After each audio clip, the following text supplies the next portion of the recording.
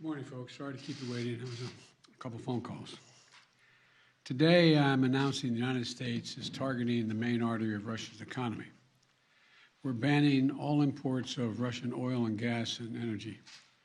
That means Russian oil will no longer be acceptable at U.S. ports, and the American people will deal another powerful blow to Putin's war machine. This is a move that has strong bipartisan support in the Congress and, I believe, in the country. Americans have rallied to support their Ukrainian people and made it clear we will not be part of subsidizing Putin's war. We made this decision in close consultation with our allies and our partners around the world, particularly in Europe, because a united response to Putin's aggression has been my overriding focus, to keep all NATO and all of the EU and our allies totally united. We're moving forward with this ban, understanding that many of our European allies and partners may not be in a position to join us. The United States produces far more oil domestically than all the European countries combined. In fact, we're a net exporter of energy. So we can take this step when others cannot. But we're working closely with Europe and our partners to develop a long-term strategy to reduce their dependence on Russian energy as well. Our teams are actively discussing how to make this happen, and today we remain united. We remain united in our purpose to keep pressure mounting on Putin and his war machine. This is a step that we're taking to inflict further pain on Putin, but there will be cost as well here in the United States. I said I would level with the American people from the beginning, and when I first spoke to this, I said defending freedom is going to cost. It's going to cost us as well in the United States. Republicans and Democrats understand that. Republicans and Democrats alike have been clear that we must do this. Over the last week, I've spoken with President Zelensky several times to hear from him about the situation on the ground and to consult and continue to consult with our European allies and about U.S. support for Ukraine and the Ukrainian people. Thus far, we've provided more than $1 billion in security assistance to Ukraine. Shipments of defensive weapons are arriving in Ukraine every day from the United States, and we, the United States, are the ones coordinating the delivery of our allies and partners of similar weapons, from Germany to Finland to the Netherlands. We're working that out. We're also providing humanitarian support for the Ukrainian people, both those still in Ukraine and those who have fled safely to a neighboring country. We're working with humanitarian organizations to surge tens of thousands of tons of food, water, and medical supplies into Ukraine, and with more on the way. Over the weekend, I sent Secretary Blinken to visit the border between Poland and Ukraine and to Moldova to see what the situation was firsthand and report back. General Milley, Chairman of the Joint Chiefs of Staff of our Defense Department, was also in Europe, meeting with his counterparts and allies on NATO's eastern flank to reassure them, those countries bordering Russia, NATO countries, that we will keep our NATO commitment, a sacred commitment of Article 5. The Vice President Harris is going to be traveling to meet with our allies in Poland and Romania later this week as well. I've made it clear that the United States will share in the responsibility of caring for the refugees so the costs do not fall entirely on the European countries bordering Ukraine. And yesterday I spoke with my counterparts in France, Germany, and the United Kingdom about Russia's escalating violence against Ukraine and the steps that we're going to take together with our allies and partners around the world to respond to this aggression. We are enforcing the most significant package of economic sanctions in history, and it's causing significant damage to Russia's economy. It has caused Russian economy to, frankly, crater. The Russian ruble is now down to 50%, by 50% since Putin's announced his war.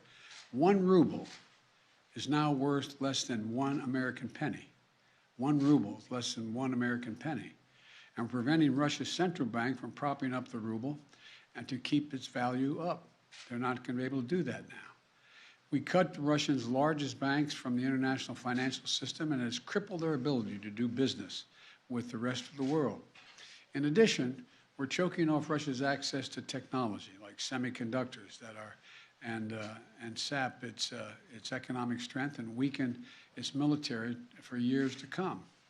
Major companies are pulling out of Russia entirely without even being asked, not by us. Over the weekend, Visa, MasterCard, American Express, they all suspended their services in Russia, all of them, joining a growing list of American and global companies from Ford to Nike to Apple.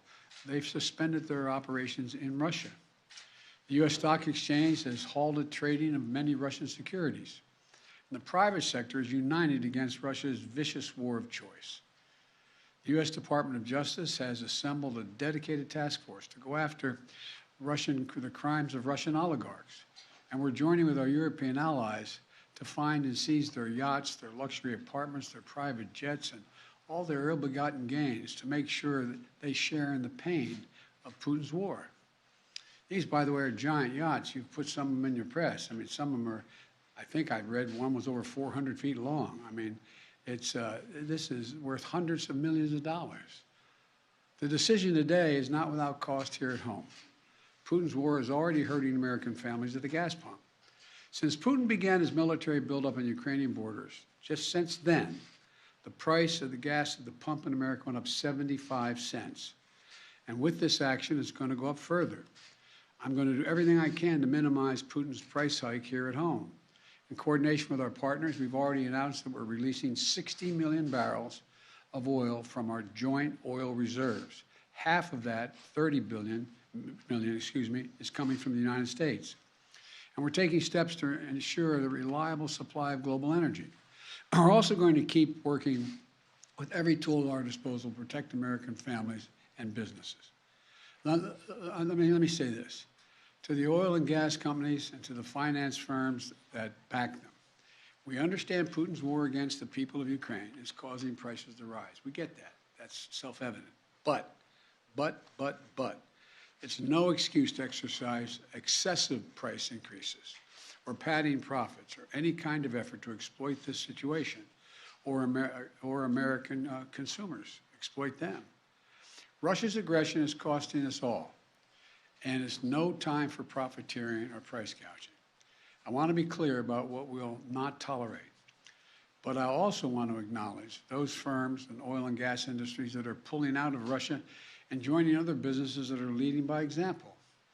This is a time when we have to do our part and make sure we're not taking advantage. Look, let me be clear about two other points. First, it's simply not true that my administration or policies are holding back domestic energy production. That's simply not true. Even amid the pandemic, companies in the United States pumped more oil during my first year in office than they did during my predecessor's first year. We're approaching a record levels of oil and gas production in the United States, and we're on track to set a record of oil production next year. In the United States, 90% of onshore oil production takes place on land that isn't owned by the federal government. And of the remaining 10% that occurs on federal land, the oil and gas industry has millions of acres leased. They have 9,000 permits to drill now. They could be drilling right now, yesterday, last week, last year. They have 9,000 to drill onshore that are already approved. So let me be clear. They are not using them for production now. That's their decision. These are the facts. We should be honest about the facts. Second, this crisis is a stark reminder to protect our economy over the long term, we need to become energy independent. I've had numerous conversations over the last 3 months with our European friends of how they have to wean themselves off of Russian oil. It's just not tenable. It should motivate us to accelerate the transition to clean energy. This is a perspective that our European allies share, and the future where together we can achieve greater independence. Loosening environmental regulations or pulling back clean energy investment won't, let me expand, will not lower energy prices for families. But transforming our economy to run on electric vehicles powered by clean energy with tax credits to help American families winterize their homes and use less energy, that will help. And if we do what we can, it will mean that no one has to worry about the price of the gas pump in the future. That'll mean tyrants like Putin won't be able to use fossil fuels as weapons against other nations. And it will make America a world leader, manufacturing and exporting clean energy technologies of the future to countries all around the world. This is the goal we should be racing toward.